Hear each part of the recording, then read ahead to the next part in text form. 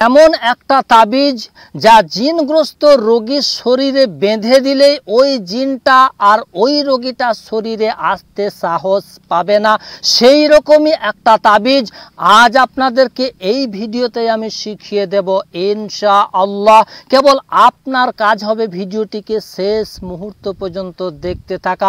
ভিডিওটি দেখে নিলেই আপনি শিখে যেতে পারবেন জিন ছাড়ানোর পরে ওই রোগীটাকে কোন ধরনের তাবিজ দিতে হয়। আর তাছাড়া যিনারা এই রুহানি চিকিৎসা তথা ঝাড়ফুঁক লাইনের সঙ্গে যুক্ত রয়েছেন, যিনারা জিন ছাড়ানোর কাজগুলো করে থাকেন, তেনাদের জন্য আজকের এই ভিডিওটি অত্যন্ত গুরুত্বপূর্ণ এবং জরুরি।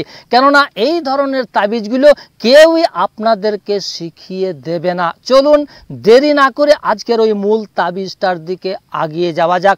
তবে বিষয়ে যাওয়ার আগে আপনি যদি আমার ভিডিও আজ প্রথম দেখছেন, এই চ্যানেলটিতে আজ প্রথম এসেছেন, তাহলে এক্ষুনি চ্যানেলটিকে করে দিন সাবস্ক্রাইব এবং পাশে থাকা বেল আইকনটিকে বাজিয়ে দিন পরবর্তী নতুন ভিডিওর নোটিফিকেশন পাওয়ার জন্য। কেননা আপনারা জানেন আমি এই ধরনেরই নতুন নতুন একটা করে ভিডিও নিয়ে আপনাদের সাথে এসে উপস্থিত হয়ে থাকি। তো চলুন এবার ওই মূল তাবিজটার দিকে এগিয়ে যাওয়া যাক। আমি হারুন রশিদ, আপনারা দেখছেন হানাফি কেল্লা মিডিয়া। যিনারা আমার সঙ্গে চিকিৎসা এবং তদবির নেওয়ার উদ্দেশ্যে যোগাযোগ করতে চাইছেন, তিনারা আমার এই ফোন নম্বরে যোগাযোগ করবেন। নাম্বারটি হচ্ছে 9732193120। এবার আপনাদেরকে সেই তাবিজটা আমি দেখিয়ে দিচ্ছি, বুঝিয়ে দিচ্ছি এবং শিখিয়ে দিচ্ছি কিভাবে আপনি সেই তাবিজটা লিখবেন। এতক্ষণে ডিসপ্লের মধ্যে আপনারা একটা তাবিজ দেখতে পেয়ে গেছেন। তবে এই তাবিজটি লেখার আগে আপনাকে একটা সাদা কাগজে লিখতে হবে আয়াতুল কুরসি, আর আয়াতুল কুরসিটির নিচেই আপনাকে লিখতে হবে এই তাবিজটির উপরে একদম উপরে ডান দিকে লেখা রয়েছে জিবরাইল আলাইহিস সালাম, বাম দিকে লেখা রয়েছে মিকাইল আলাইহিস সালাম, তার নিচে লেখা রয়েছে লা ইলাহা ইল্লাল্লাহু মুহাম্মাদুর রাসূলুল্লাহ, তার বাঁ দিকে লেখা রয়েছে লা ইলাহা ইল্লাল্লাহু মুসা কালিমুল্লাহ। তারপরে দেখুন একটা চৌকো ঘর রয়েছে, আর এই চৌকো ঘরের ভিতরে 5 বার লেখা রয়েছে আল্লাহ শব্দটি। অনেক উলামায়ে কেরামের মতে এই আল্লাহ শব্দটি হচ্ছে ইসমে আজম, অর্থাৎ আল্লাহর সবচাইতে বড় নাম। এই চৌকো ঘরের ভিতরে ওই ইসমে আজম অর্থাৎ আল্লাহর সবচাইতে বড় নাম, এই বড় নামটি 5 বার লেখা রয়েছে।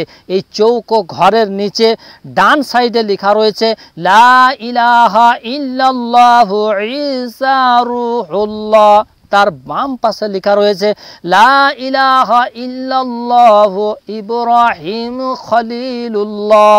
এই তাবিজটি আপনি সুন্দরভাবে লিখবেন। অবশ্যই আয়াতুল কুরসি লিখে তার নিচে আপনি এই তাবিজটা লিখবেন। আর লেখার পরে এই তাবিজটার উপরে আপনি একটু আতর মাখিয়ে দেবেন। আতর মাখিয়ে নেওয়ার পর তাবিজটিকে আপনি ফোল্ড অর্থাৎ ভাঁজ করে একটা মাদুলির ভিতরে ভরে জিনগ্রস্ত রোগীর শরীরে গলাতে কিংবা হাতে আপনি বেঁধে দেবেন। অবশ্যই ওই রোগীটার শরীর থেকে জিনটাকে আগে তাড়িয়ে দেবেন, ভাগিয়ে দেবেন। তারপরে এই তাবিজটি আপনি ওই জিনগ্রস্ত রোগীটিকে ব্যবহার করতে দেবেন।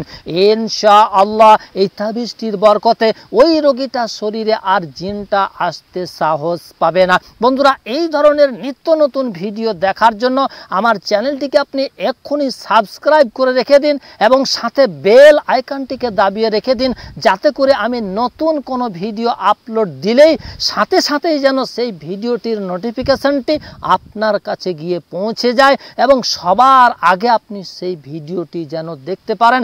এজন্যই চ্যানেলটিকে আপনি এক্ষুনি সাবস্ক্রাইব করে রেখে দিন। বন্ধুরা, আজ এই পর্যন্তই। দেখা হবে পরবর্তী আবার অন্য কোনো ভিডিওতে ইনশাআল্লাহ। সে পর্যন্ত আপনারা সকলেই ভালো থাকুন, সুস্থ থাকুন। ধন্যবাদ।